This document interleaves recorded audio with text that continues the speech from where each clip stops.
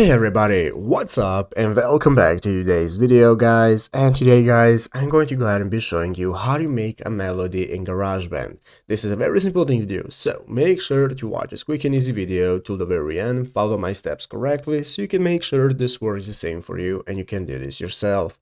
But yeah guys, let's get straight into it. So the first thing you want to do is to go ahead and open up the official GarageBand application on your mobile phone if you're not already. If you do not have the application, just go to the App Store and download it. And after opening it up, you'll be greeted by this main page right here, which is the home page where you can find all the instruments you can play. You have your audio record option right here and so on. So let's go ahead and get started with seeing how to create a melody using GarageBand. So the first thing you want to notice guys is this is the home page where you can find all the instruments we can access. We have our virtual instruments such as our drums, keyboard and so on, and we can get started with playing them. So you want to go ahead and create your melody by playing your instruments and combining those tracks together. So let's say we are going to be using a keyboard for one part of our melody. This is going to open up this recording menu after opening up the keyboard, where you can see at the top of the screen we have the big red circle that's going to enable us to start recording and so on. So once you click the big red circle, this is going to start the recording process and you can get started with playing your melody. After playing your melody and finishing with the recording process, you want to go right here in the upper left corner. In the upper left corner, click this middle button to open up this edit mode.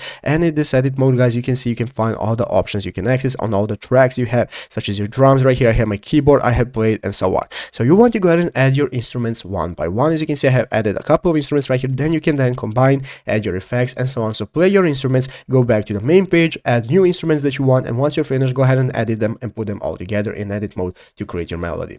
But yeah guys, basically that is how to do it. So I hope this video was helpful. If it was, make sure to leave a like, subscribe to the channel. So you guys, thanks for watching, take care and bye.